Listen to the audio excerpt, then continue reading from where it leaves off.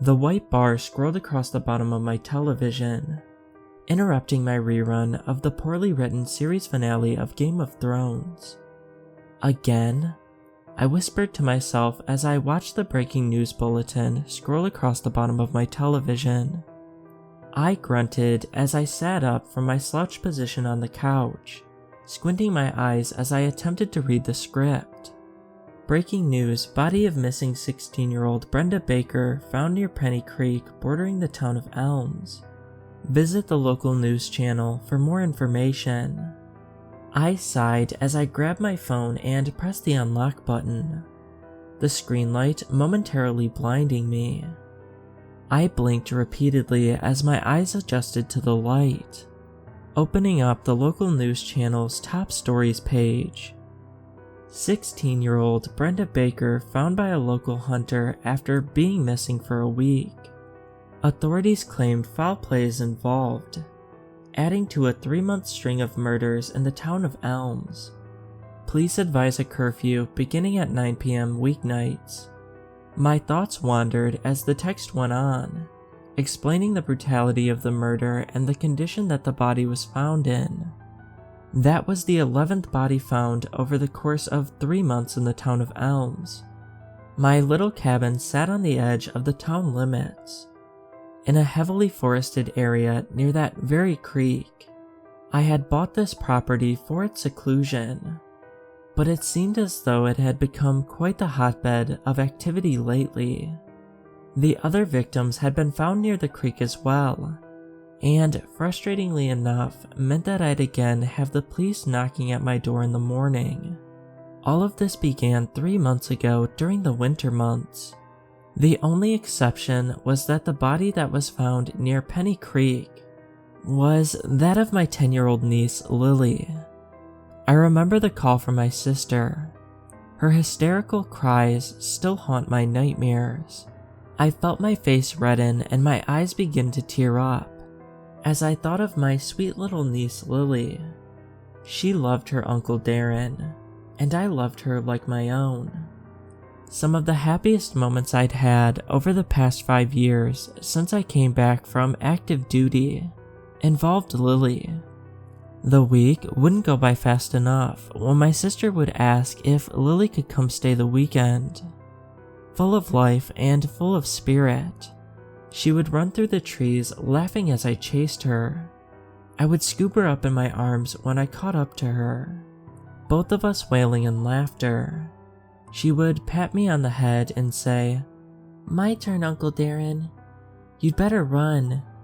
She made my heart so full, and I wouldn't be able to wipe the grin off my face. I don't think I've cracked a smile since the last time I saw her. I buried my head into my hands after turning off the television and putting down my phone.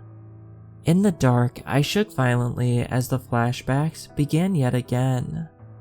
I would see myself strapped down to a large metal table, a sharp stinging in my arm jolting my entire body. I could not understand the language of my captor, and had no idea what I was injected with.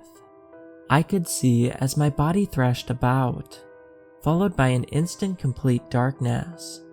My mind flashed back to waking up covered in blood, being drugged by my sergeant. What had I done? How had he found me? "We got you, bud. It's over." That phrase would repeat over and over inside my head as I gritted my teeth and squeezed my head and eyes shut. It was never over. I don't remember the events that took place after I blacked out on that table.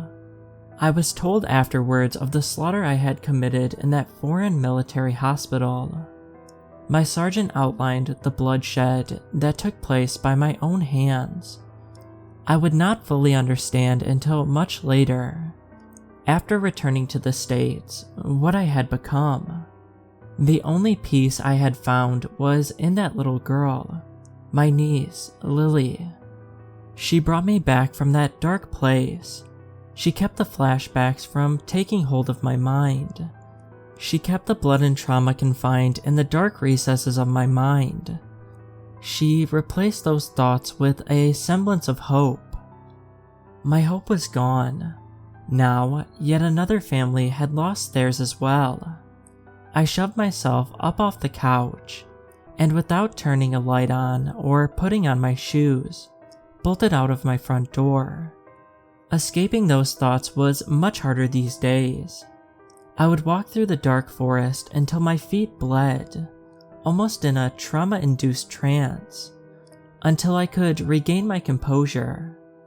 I would picture myself and Lily running through the trees as I stomped along the well-trodden path along my property. Eventually, my heartbeat would decrease and I'd be able to breathe again. The nightmares then subsided. Even in death, my little Lily would still be there to bring me back down to earth again. This time, though, was different. I was pounding my bare feet along the path furiously when I heard it. A soft sobbing rang out near my property line. I stopped dead in my tracks, immediately whipping my head towards the mournful cries. I thought that maybe this was a figment of my mind, an intrusive voice among the shadows. That is, until I heard the second voice. This voice was a deep, loud booming one, spitting obscenities and vulgarities. The other voice, which I assumed was a child, would whimper quietly after the shouting subsided. Instinctively, I crouched as low to the ground as I could, inching my way towards the sounds in the distance. As I got closer to the commotion playing out in the darkness, I saw a light. It looked to me to be a handheld flashlight, violently being slung back and forth. As it swung forward, I'd hear the thud of it making contact with something, followed by a soft, guttural moan. My mind was racing, my thoughts tore through my head at an alarming speed, as I attempted to regain consciousness of my own surroundings. As I crept along, not making a noise, my front foot eventually hit something wet. It was the beginning of the shallows of the creek, Penny Creek.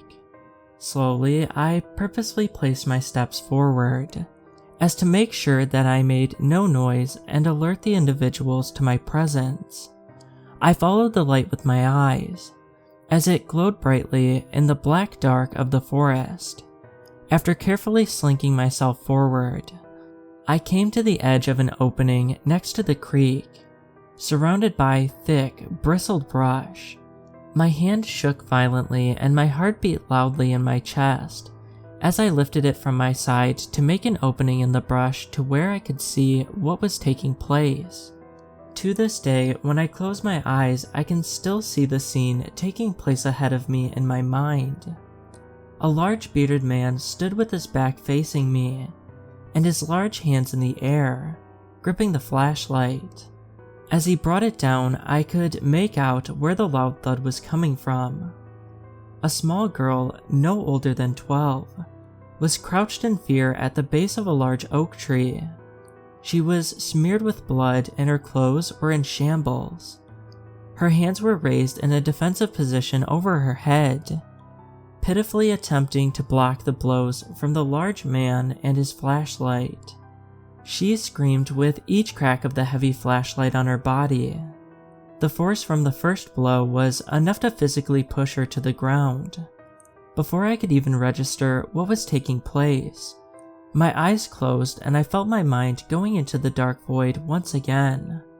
My blood boiled as I forced my eyes open, to look upon the scene once again. Except there, instead of the little girl, my mind showed me my Lily, my beautiful little niece, being beaten to death by this giant of a man. The last time I had felt this kind of rage, I had blacked out completely, after lying there on that metal table in that hospital. This time, however, it felt as though I had given up the rights of my own body.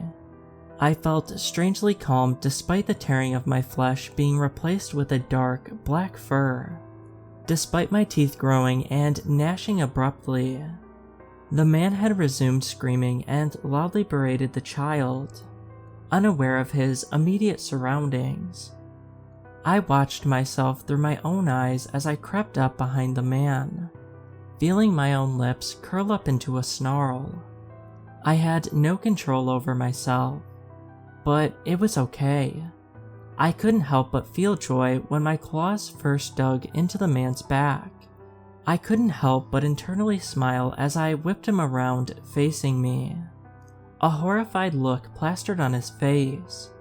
I couldn't help but enjoy the taste, and I wrapped my maw around the man's head, and I couldn't help but feel a surge of satisfaction as I crunched down. The man's screams finally silenced for the last time. I ripped the man's head from his shoulders, just in time to see the little girl slouched over behind him. As I threw the body of the large man to the side, I focused on the little girl. I could hear the faint beat of her heart. She was still alive. All at once, I felt the control come back over my body completely. My hands and arms, along with my mouth, dripped with blood of a murderer. My own niece's murderer. Still shaken and sore, I had dropped the little girl off at the local hospital, and left before I was noticed. I didn't think a man covered with blood dropping off a little girl also covered in blood would fare too well for me. The next day, I saw another breaking news statement scroll across my television as I was slouched over on my couch. Breaking news: 11-year-old Peyton Darling recovering after brutal attempt on her life. Man tied to serial killings found dead near Penny Creek. They showed a picture of the little girl from a school yearbook on the screen, and I smiled gently. She looked just like my Lily.